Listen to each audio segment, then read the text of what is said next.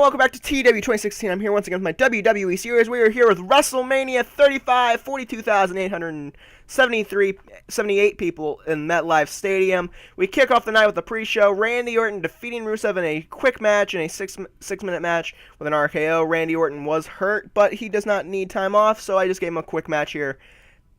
Next, we have a 66C+ match as the Young Bucks defeat the Club to retain their SmackDown Live Tag Team titles, and the Elite go 1-1 on the night so far. Next, we have a 78B here as Samoa Joe wins the Andre the Giant Memorial Battle Royal, and the other final four members were Bray Wyatt, Big E, and Dolph Ziggler, with Bray Wyatt being the final elimination, and Dolph Ziggler got the most eliminations over the course of the match. Alright. Kevin Owens sustained, oh no. We cannot afford Kevin Owens to be out right now. Anyway, in a 51D+ match, Suri, the NXT Japan Women's Champion, wins the Women's Battle Royal here, and the other members of the Final Four were Nia Jax, Ember Moon, and Nikki Bella, with Nia Jax being the final elimination, and Ember Moon getting the most eliminations over the course of the match. Alright, we kick off the night with a 91A here, hyping up the big feuds of the night. The Miz and Daniel Bryan, The Rock and Dean Ambrose, Seth Rollins and Brock Lesnar, AJ Styles, and Kenny Omega. Alright, next we have a 74B- match here as Cody Rhodes defeats Shinsuke Nakamura to make his second defense of the United States Championship. So far in his U.S. title campaign, he has beaten John Cena and now Shinsuke Nakamura, and he celebrates after, oh no, Cody Rhodes. Tendinitis, knee tendinitis for Kevin Owens, hip tendinitis for Cody Rhodes. 76B- celebration for the American Nightmare. And next we have a 58C- match as the Boss and Hug Connection, Sasha Banks and Bayley, defeat Io Shirai and Kairi Sane to win the Universal Women's Tag Team Championships. Bayley and Sasha have finally done it, and they celebrate after the match. Alright, next we have an 85B+ match, first great match of the night, as Braun Strowman defeats Drew McIntyre. I was expecting a B, not a B+ from this. Great match. I know the feud has been really good, but I didn't expect the match to be this good. And Braun Strowman celebrates after the match. Next, we have a 67C+, is what I expected for this match. I didn't expect much. And if I had room on the pre-show, it would have been on the pre-show, but I didn't. So, Beer Money defeats American Alpha and the Revival and make their second defense of their championships. Alright, next we have an 81B entrance from the Demon Finn Balor, and 92A from The Undertaker, and the match gets a 72B-. I didn't expect much from the match anyway. So, the Demon Finn Balor defeats The Undertaker, and he celebrates after the match. Next, we have a 78B as Charlotte Flair defeats Ronda Rousey to win the Raw Women's title. So now Charlotte is the standard bearer of Monday Night Raw. Alright, next we have a 78B hype for Triple H and Shawn Michaels, and the match gets a 80B. I didn't expect this to be this good. I didn't expect it to get a B. Great wrestling, decent reaction from the crowd. Triple H defeats Shawn Michaels with a pedigree following interference from Batista and Randy Orton. So, Evolution is back together, and they celebrate Randy Orton, Batista, and Triple H. Alright, next an 84B+ entrance from Kenny Omega. 85B+ entrance from AJ Styles, and this match, I have a feeling, is either going to be really good or a disappointment. A 98, it's really good. AJ Styles defeats Kenny Omega by pinfall with a Super Styles Clash, and the finish was even what I had in mind. So I actually have a finish in mind for this match. It's the second match. It's one of two matches I actually have a specific finish in mind that I would have happen. So AJ Styles in the last, it's a 25-minute match, so in the last 5 minutes I'd have Kenny Omega dominate AJ. He is just beating on AJ Styles, he's beating on AJ Styles, and then he puts him on the top rope, and you know what? Kenny gets overzealous. He goes for a Super Hurricane Rana, AJ catches him, hits a Super Styles Clash off the ropes for the win. And after the match, AJ Styles celebrates as he will now compete for the WWE Championship at a future date. Alright, next we have a 59C match. I didn't expect Ronda, Charlotte levels of great match from these two here, especially Candice LeRae, in a match that had decent reaction wrestling but little heat. Candice LeRae defeats Becky Lynch when she escapes the cage. Becky Lynch had successfully left the cage earlier, but the referee had missed it thanks to a distraction from Johnny Gargano. Candice LeRae wins the SmackDown Women's title. So Johnny Gargano and Lacey Evans both get involved here and cost Becky Lynch the SmackDown Live Women's title. All right, next at 82B entrance from The Rock. He comes out and he does basically he does some homages to Roman on the way to the ring.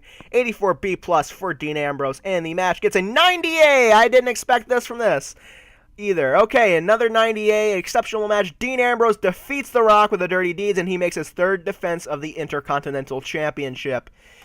And next we have an 86B plus entrance from Seth Rollins. A 90A entrance from the Beast, Brock Lesnar, and the match gets an 84B plus as Seth Rollins defeats Brock Lesnar with a curb stomp, and he wins the World Heavyweight Championship. And he celebrates after the match. The Beast has finally been slain again, and it's Seth Rollins that does it.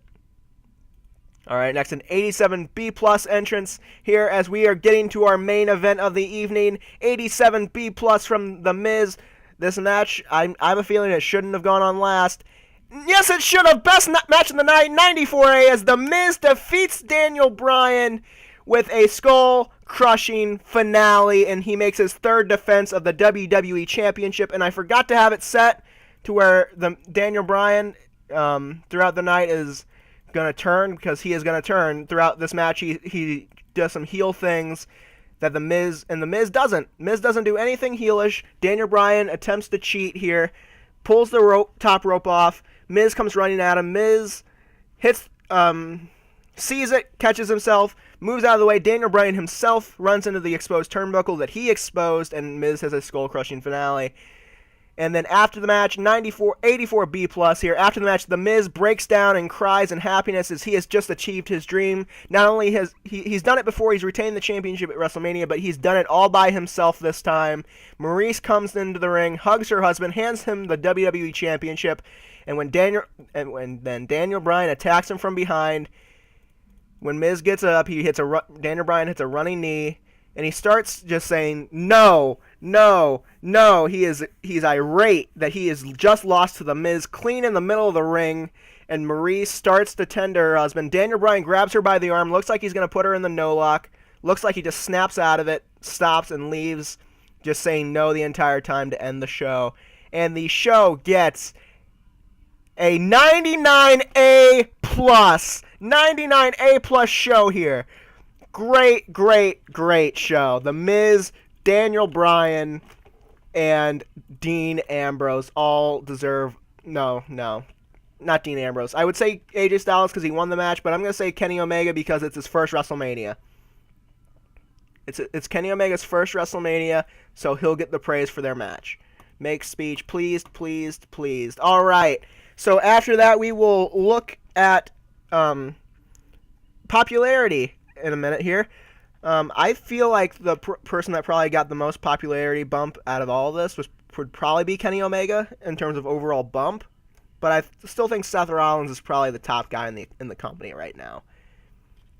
And we can also look around the game world, see what else is happening here. If this loads in doesn't take too long to load, but overall, I was surprised by the main event being so good. All right. Incredible, absolute success, WrestleMania.